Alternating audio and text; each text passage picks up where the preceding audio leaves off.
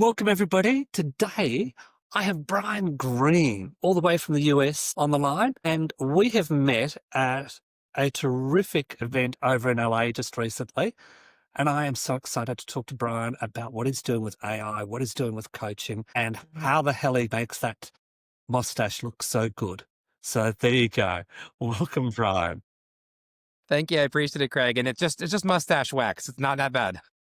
I don't think it'd help me. Well, yeah, you need to grow that step one is to grow the mustache. And then from there, you can start playing with it. There you go. So, Bryan, we met and I've been going right into you to have a look and figure out what you're about. You're the CEO of Dental Mastery Dynamics. Well, it's way too early here in the morning for me, obviously. Geez, of course.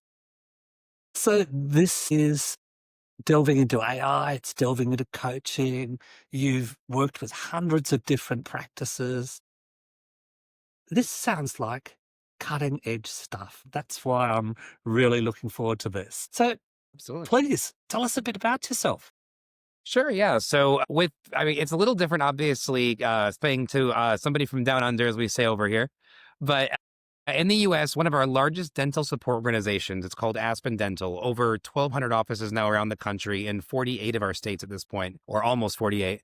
So I actually started with them about 12 years ago at the front desk, just never expected to be in dentistry, kind of fell into it for some very interesting reasons and grew my career with them. I worked at the front desk for a little bit, ran an office for a little bit, became one of the fastest growing members of or employees in their history, grew to regional manager. I did that for about 2 years. And then I took over as a director in Ohio. So I ran 30 locations there, came back to Miami, opened up a metro market for the first time. So I gained a lot of experience getting through different areas of the country, seeing different dentists and different patient bases, and just understanding how everyone views the field of dentistry. And this really is a global thing. This is not just a US thing. And that's what I found very interesting about this field as well, as I started getting more interested in it, was, you think about internationally, you think about in Australia, you think about in the UK, you think about in Europe, where there's a lot of socialized medicine in some places, but it's never hit dentistry. It's just not there yet. Dentistry is always going to be more elective. It's always going to be more of a triage kind of treatment versus preventative. We like to think people will be very good with it and stay on top of their dental health, but they don't. So now we go into the other end, the operations side. So because of my operations experience and building this up over a decade of experience in the most successful dental organization in the world, I had a lot of realizations, because after that I left and I went to a very small group and I saw a huge difference and a massive disparity between what is successful for a corporate dental group and what is successful for a private practice. And what we realized was, how do they have this difference, right? So corporate dentists, when you're looking at a office that's in a remedial plan and trying to get something fixed, you're talking about dental offices that are below about 150,000 US a month in revenue, right? If you're at 200,000, you're okay. And then if you're at 300 or plus, they feel really good about you. In a private practice, and again, this is very similar around the world, a dental office is celebrating and taking their team out for parties and vacations if they break 100,000 on average every single month. It's a huge difference. So I started thinking, what is the reason for that? And where's the major difference, right? Because you can think about the cost savings. In some ways, you can worry about that with profitability, but that shouldn't explain revenue. A lot of times they explain it with the amount of demand. I will tell you, working with private and with corporate, there's no real difference in demand. Slightly, but not a huge amount. The real difference in my mind was the operational guidance and the expertise. So one of my favorite books it's a business book by Sean Covey. It's called The 4 Disciplines of Execution. And one of the biggest points for me is they talk about how a team will always play harder if they keep a consistent scoreboard. The example they use, and actually I'll give you a good one for your country over here. We'll talk about rugby, right? So if you have 2 rugby teams playing on the field and nobody's keeping score, how hard are they actually going to be playing? If there's no score. It depends on what teams, and if it's Australia versus New Zealand, you'll be able to tell by the blood on the field. Okay, well, I apparently need to study rugby a little bit better. But either way, we'll get back to that. But the point is there, right, is that your team members, no matter what, in a professional sport are not going to play as hard if you're not keeping score. If you are keeping score, all of a sudden the effort level changes. And so when you think about it, these dentists, if they've gone through dental school, I have talked to, as you pointed out, Craig, hundreds of dentists I've worked with in my career. And I've asked every single one of them, one of my favorite get to know you questions is, how many business courses, did you take in dental school? And I will tell you, the biggest answer I've ever gotten was 2. That's the biggest number. Yep. Well, wow. But The They one must have been person told me electives. too. No, it wasn't electives, but it was their only pass fail in dental school. So I asked them, so wait, was your midterm how to open your front door and shift to the sign from closed to open? And then finals are a little harder. It's how to lock both locks and flip it back to closed again. Like there's no business acumen taught. And that's fine, because really when you talk about dental school and dental education and any clinical education, you really want the clinicians to learn the clinical aspect. That's the important part. The rest they can learn as they go. The problem is learn as you go doesn't really work when you're in private practice, because no one's teaching you. You're learning from trial and error, essentially. If you want to get additional support, there's a couple solutions, but they're not really hitting the spot. What I mean by that is right now, on one end, you have these dental analytics suites where you can get a bunch of numbers and things, and they give you great readouts. They can give you all numbers about anything you could possibly ever want. How many fillings did I do on patients that came from zip code from, or again, that's an American reference, but from, whatever city. You can find any information you want. It's totally fine. And all But that's there's great. nothing, yeah, but Yeah. it's Greek to the dentists. They don't speak Yes, it. it They is. have no idea what it means. On Yeah. the other hand, a dentist can spend a tremendous amount of money for a consultant. So I worked with a dentist a while back who he shut down all 15 of his locations for 2 days. So his opportunity cost for 2 days of non-production. He bought everyone hotel rooms and fed them, brought all the hygienists, the lead dental assistants, the dentists, the managers, and any consulting personnel to this hotel where he rented a meeting room. And then he paid this guy $25,000 to do 2 days of work. To It's me, commitment. that was insane, because when I think about that, what I think about is these dental practices who are barely making $100,000 in revenue a month. They're not turning over the profit you'd think they would be. And they certainly can't afford to splurge an additional 25 grand for 2 days, plus not seeing patients those 2 days for a consultant. So how do we bridge the gap? And this is where we talk about in the modern era, the advent of AI and what it can do differently. So what I've done now with Dental Master Dynamics is my business partner and I have partnered together, and we've used our 25 years of combined experience. She did the same thing as me with the same company. And we built it into an artificial intelligence LLM that will be able to act an agency and work with the leadership of the office. It not only creates metrics, but then it analyzes the numbers. It tells the dentist and the leadership what those numbers actually mean. And then it gives them an action plan with follow-ups to be able to take care of all these things and really handle all the action planning to fix those errors and make it better. So it's not only just the numbers, it's the numbers with the meaning and the translation, and then the solution as well, along with follow-up and guidance. And it also acts as an HR support, risk management support, legal support, although obviously it's not an attorney, and I always disclaim that. It's not going to give actual legal recommendations, but can at least give you some baselines on where to start. There's a lot of opportunities there for it to go. That is an amazing intro, it really is. And it's so rare that someone gets to talk that long with me here, by the way.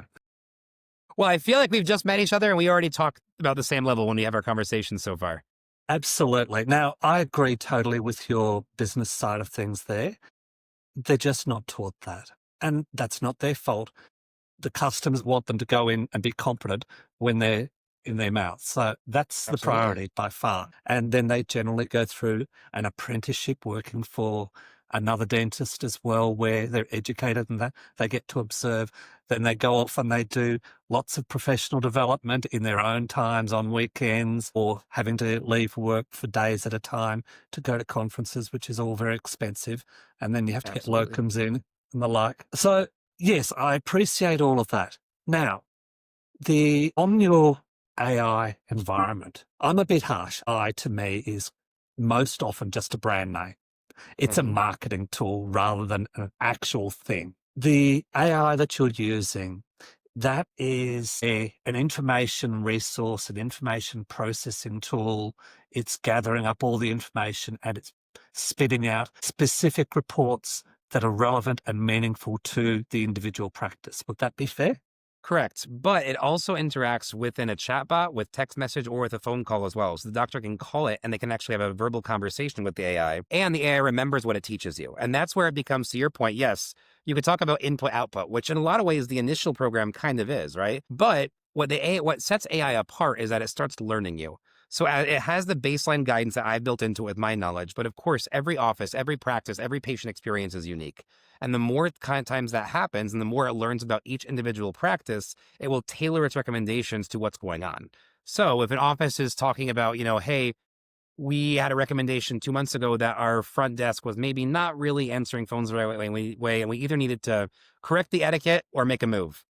And now later down the road, we're looking at revenue, and revenue's down. Why is revenue down? Well, let's talk about how things are going in the office. Do you feel like your show rate's still not improving? Well, no, it's not improving. Okay, well, what happened with front desk person? Oh, we still have her.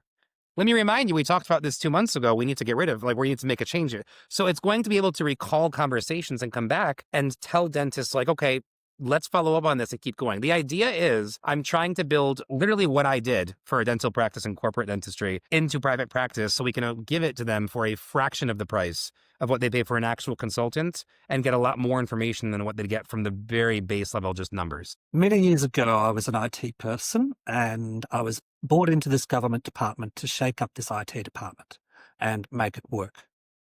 So I scheduled that I'd come in for 3 months, I'd leave for 3 months, and I'd come back for 3 months. And the reason was the first 3 months, I would analyze the people, analyze the processes, analyze the environment, retrain them. I'd leave for 3 months, let them get back into their bad habits if they were going to fall that way.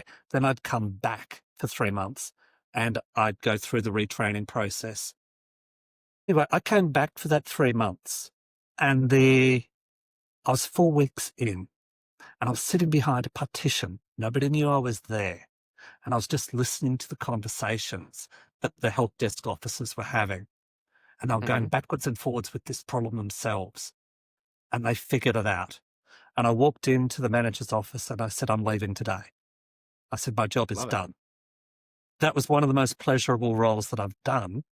But those conversations that they're having with the clients and they're having with their peers are so important. And yesterday I was supposed to get someone had an appointment for someone to come in and check the smoke detectors in my house. They didn't turn up. That's the third time they haven't turned up. So I've had to call them and go through the same conversation over and over again.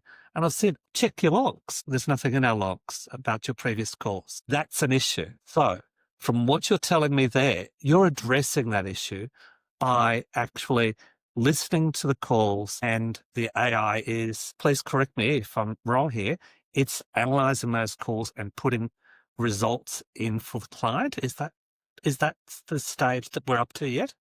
We're not quite at that stage yet. That's actually next stage for something a little different. What I'm talking about is the chat bot. So when they're talking to the chat bot, they can actually call a phone number and they can speak to the AI and continue the same conversation they were having in the actual chat window as well.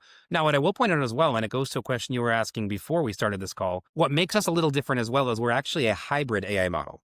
And what I mean by that is we're also adding on consulting to that. So if the AI is not really answering a question to the doctor or the leadership's liking, or maybe they want some more information that they're not quite getting, or they just have feedback, there's an instant escalation to get to either myself or my business partner, who again are the human beings behind the AI. We can actually code those corrections in. We're always building, always developing, always growing this AI. But we also want to make sure that our clients are going to have the absolute best support they can get. And for our top tier, yes. So you're the pilot. You're the pilot Correct. of the AI system. Correct. You're in control, and then the people out on the site are the co-pilots, and then the AI does what you need to be done. Correct. Essentially, we'll say this. I'm the pilot. My AI is the autopilot. Okay. That's a fair good. So that's the first piece. And then the second piece is based on different tiers of subscriptions for our service. Our top tier includes a quarterly in-person site visit from myself and my business partners. So we're actually in the practice, doing additional references, doing additional checks, observations, and then we're coding that information back into the AI for that location so it can actually follow up on our findings as if it's continuing the coaching that we started. So there's a continual process of CQI for each practice that we're working with as well, especially on that top tier, because they get the human-led feedback and the AI supported feedback versus the other way around. So it's like having a part-time fractional COO in your business as well. So you're not just getting the AI, you're getting the trainer and the fractional COO as well. Correct. Now, as the next piece and what you were talking about is V2. So the biggest thing for us is coming in the future. We're already, and I talk about this a lot when you think about corporations like Netflix and why Netflix does so well internationally. It's because it doesn't matter how good they do something. By the time they're finishing it up, they're already working on the next thing. What's the next level they can get to? What's the next evolution to make sure they're always going to be on the cutting edge, right?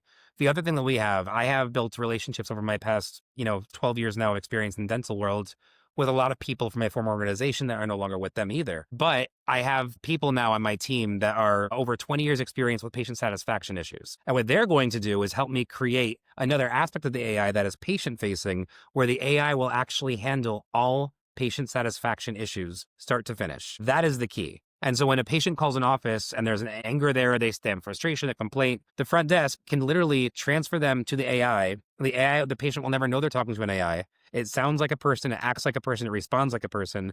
And then by the end of the day, it's sending a recap to the dentist saying, hey, here are the issues we saw today. Here's the reason behind them. Here's your corrective action plan for it. And here's the write-offs or refunds or whatever resolution we offer the patient. Approve or disapprove each one individually. And that's it.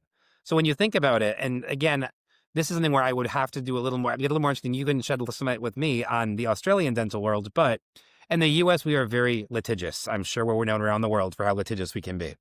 Pretty much. Yeah.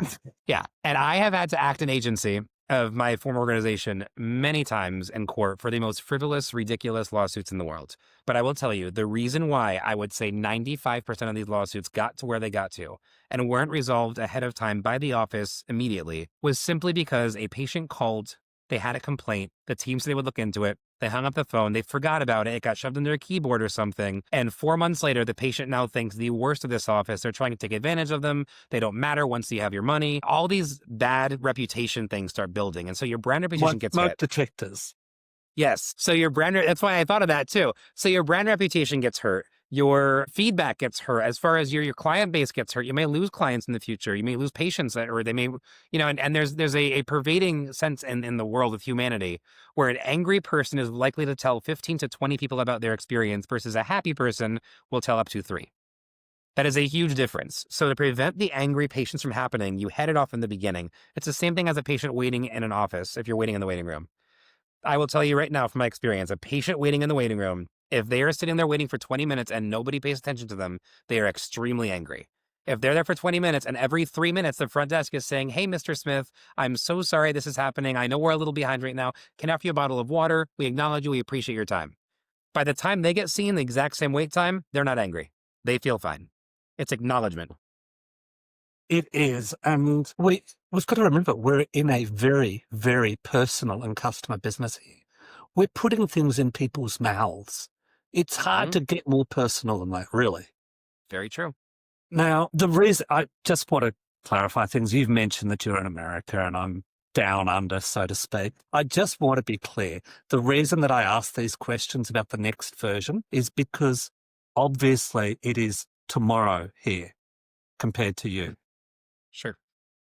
In Australia, we do live in the future, so which is why we ask for these extra bits all the time. We're always living in the future. Of course. But those chatbots, those messages, those have got to go into the customer record as well for those future litigious situations as well. We need a record of those. So as soon as they register, it goes into their customer record. And then when they do ring up, again, it all goes into their customer records so that we can then run an AI over it and find out what was this person doing quickly. The person that's next in contact with them knows everything that's happening. We are living in a wonderful world where we're able to make the AI so personable to the individual and make them feel comfortable. And I think Absolutely. a lot of these practices think that AI is making it impersonal. It's quite the opposite, really. I agree. And I think that what it really does is it allows the team, like for the patient satisfaction aspect for the next version or module that we're adding on, that will free up your team's time so much, not only the time, but their morale. I mean, how many times do you hear about your practice team members who are just so upset and beat down and just bedraggled because of all the getting yelled at and getting screamed at and dealing with insurance companies and dealing with this patient, trying to confirm this patient who hasn't answered the phone 14 times. There are so many things that just are sources of frustration for the front desk. If you can take one of those off, and here's the key too, right? I wasn't thinking big enough when I was first going to Mega and all this stuff and meeting you and everyone else I met there. When I was first thinking about it, I was saying kind of what everyone's afraid of with AI, which is, you know what? You build this patient satisfaction part, you can cut an FTE, get rid of somebody, save some money and more profitable. But here's the key. You reallocate that FTE. So a dentist that was paying for a front desk person to handle the front desk, you don't need to have that person do as much anymore. So now they can be more specialized towards being another consulter. Maybe they're a cross-trained dental assistant. Maybe they're actually handling your marketing. No. They become the brand ambassador. they're the ones that are actually calling out the customers in advance and Agreed. saying, look, we've got a catalogue of things. We're not always about selling here, but we've got a lot of hidden things that we don't get a chance to work with you about. What I'd like to do is, may I send you out an email and I'll show you some of the things that we've got in our catalogue, and it is going to show you with your face, your teeth, and how we can make a difference for you. So that when you come in for your appointment next week, you're fully briefed and we can see what the next step is going to be. These people Absolutely. are salespeople, whether they want to be or not, whether they were trained to be or not. It isn't about just providing the service. It is about, would you like fries with that? Because if I don't know I can have the fries, if I don't know what the new advances are out there, I don't know what the new features out there, how am I educated to go in there? And then if I'm in there and you've got things in my mouth and you say, oh, we can do this, and all I'm doing is getting a clean, well, at the moment, I'm not really in the mood to be having Yeah. a sales conversation. But if I'm prepped beforehand and just come in 10 minutes early and we'll go have a bit of a chat before you get there. That's Well, how you increase these revenues.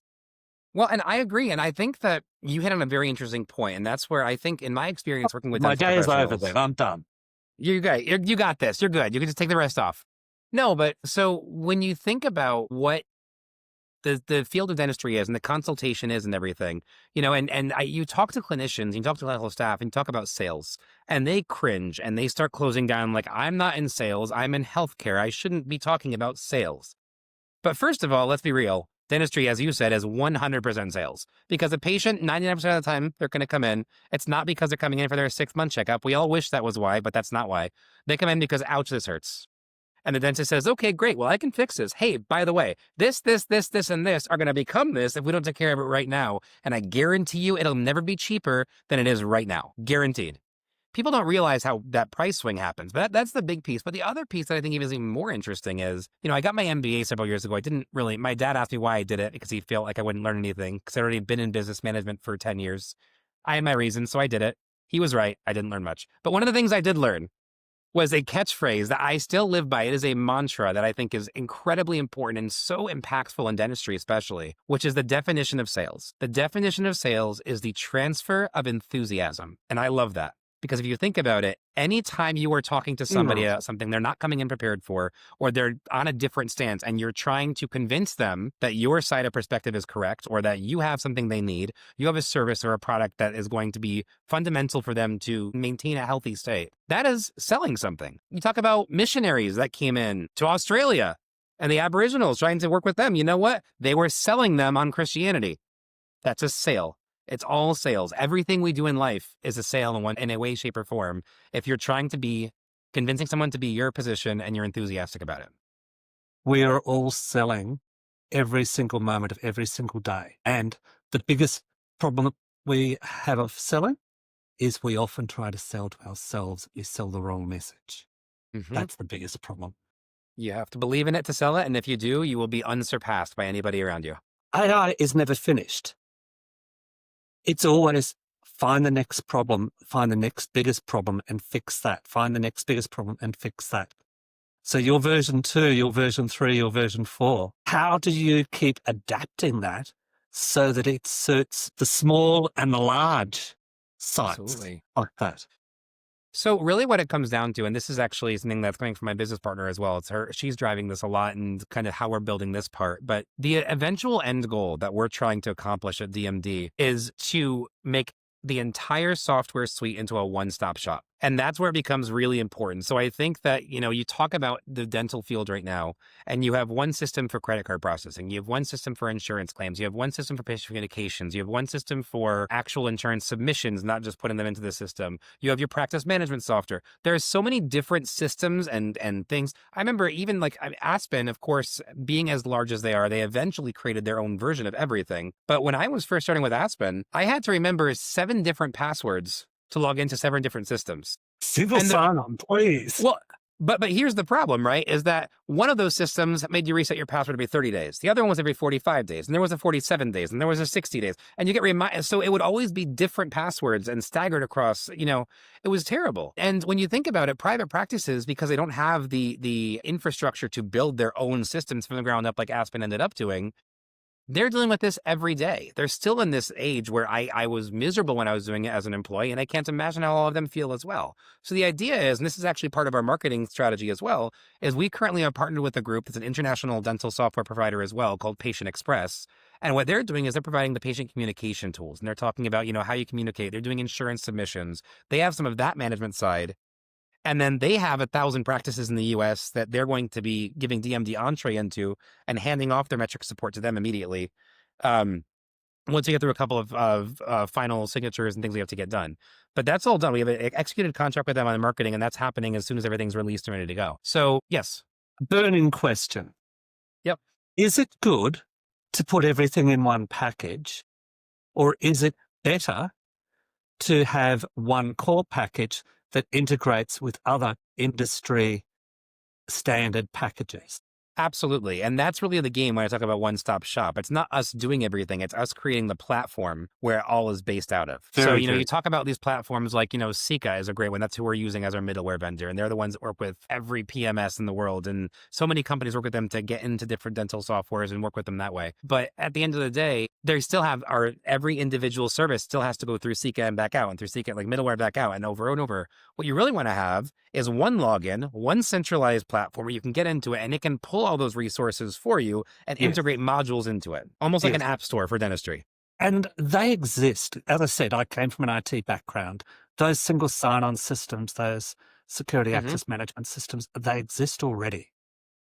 We just need to bring them in to our platforms and make them work there. They already exist. They're proven. They're tested. So yes, Bryan, this has been amazing. This cannot be the last conversation we have on this. I have so many more questions. I really do. And I have lots of answers. Yeah, I'm sure you do. But this has got to be a partnership that we continue on. Absolutely. What you're putting together here is literally from the ground up, but you come in from a higher level to understand, coordinate that. And that's really important, I think. We have to keep this customer focused, patient focused, but the technology is going to make us so more efficient. And just when you're doing something in your mouth, when they're doing something in their mouth and they're recording it out to their assistant to write it down and mark it on diagrams, give me a break. We're past that. Just forget about that. As the practitioner, I just want to read it out, blah, blah, blah, and make it all happen. Look on the record, and there it is. Well, and when you think about it, the big thing in dentistry, I think, is that there are two camps right now, and it's what's right is for the patient is what's right for the business. And then there's the camp of what's right for the business is what's right for the patient. And I'm here to tell you there's a middle ground. You can do something that's right for the patient and the business. As long as you keep patient focused and you're able to build everything around that experience, you will have the success you need in dental and dentistry. And at the same time, have that business acumen and have those patient experiences that will help you continue to build that foundation moving forward. And still be able to put some good money in your pocket too. That's the middle ground right there, is that business can still be successful. You don't have to sacrifice everything and bend over backwards for your patient, but you also can't ignore them either. They have to be your core priority, and you build everything else around it. Well, I can't wait to watch this again and write down all my new questions and get you back on, and let's get through this because there's just so much. But we really have covered quite a few topics. Agreed. Is there anything else you'd like to say, Bryan, before we shut this off for the day?